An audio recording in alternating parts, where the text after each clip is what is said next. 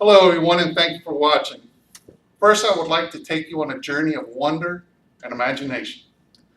This journey will be filled with excitement and happiness, but most of all, it won't cost anything for you to attend. First, you will need to close your eyes, sit back straight, and relax your inner self to begin this journey. So now imagine the world as a stage. Imagine life was all too easy.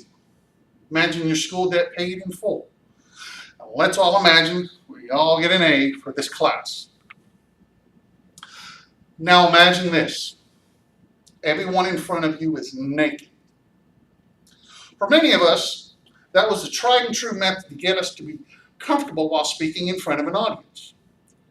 The simple philosophy of looking at others in their birthday suit was supposed to make us feel more at ease when we spoke to our audience. I can recall my first experience when talking to a large crowd.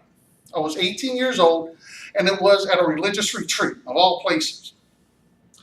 I was to be the spokesperson for my group, and my job was to excite the crowd of teenagers to come and entertain themselves to our sports and recreational activities.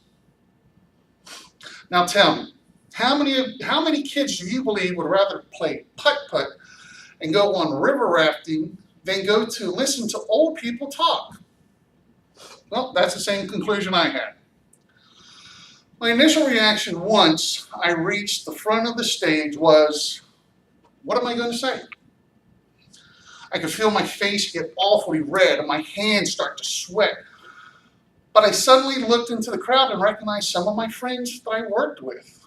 They were laughing and pointing at me. Now, being able to see some familiar faces in the crowd, it allowed me to calm down and put my mind at ease.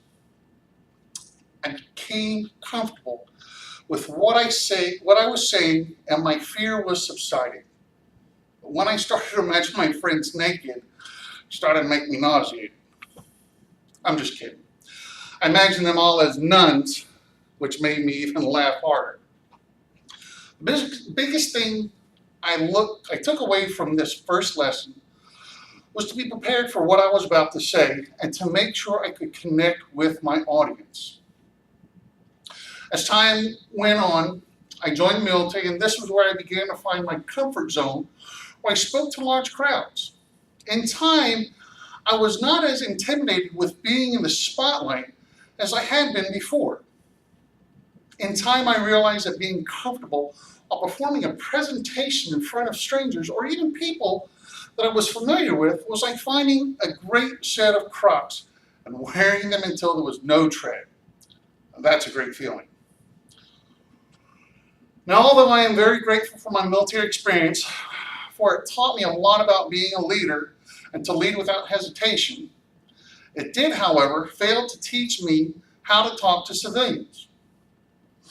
This is a most difficult transition for me since most of my communications to soldiers were loud, fast, and to the point.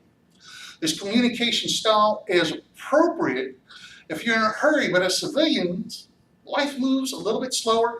You're not always rushing to get things done. As I've heard from many of my peers, slow is fast and fast is slow. Although I'm sure to take away from this meaning, I do want to make sure that you are able to communicate properly without rushing. As I embrace my retirement, my one whole day, I look forward to my new career, a field service engineer manager for a global corporation. A part of my job expectation was to prepare visual and oral presentations for organizational leadership as well as to our customers. These visual presentations mostly consist of PowerPoint presentations, but in some instances I would include static displays of our equipment when presenting to our customers.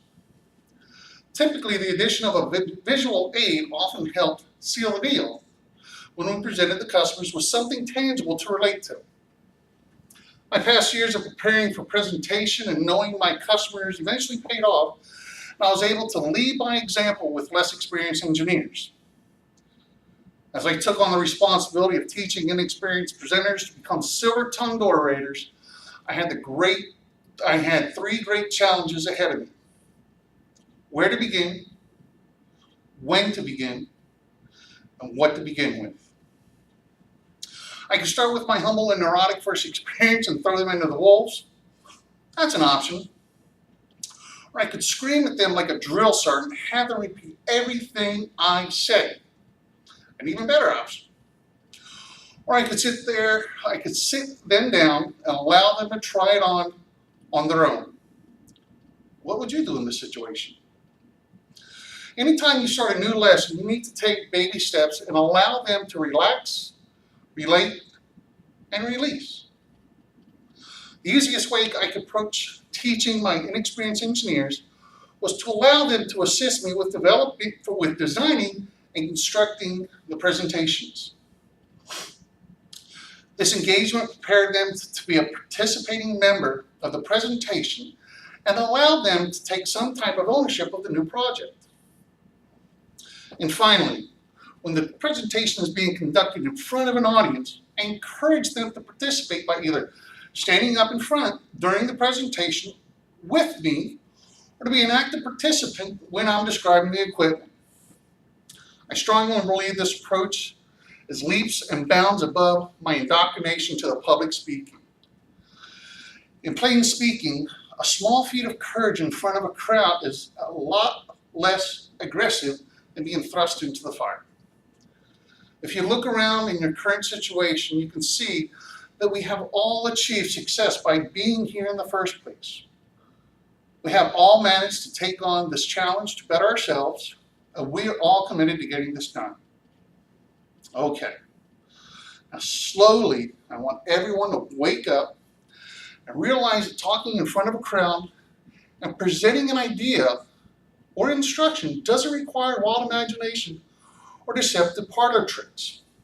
It just requires confidence, courage, and commitment to stand up tall and embrace the spotlight. I want to thank you for your time and thank you for allowing me to present this presentation to you. And I hope you all have a great day. Thank you.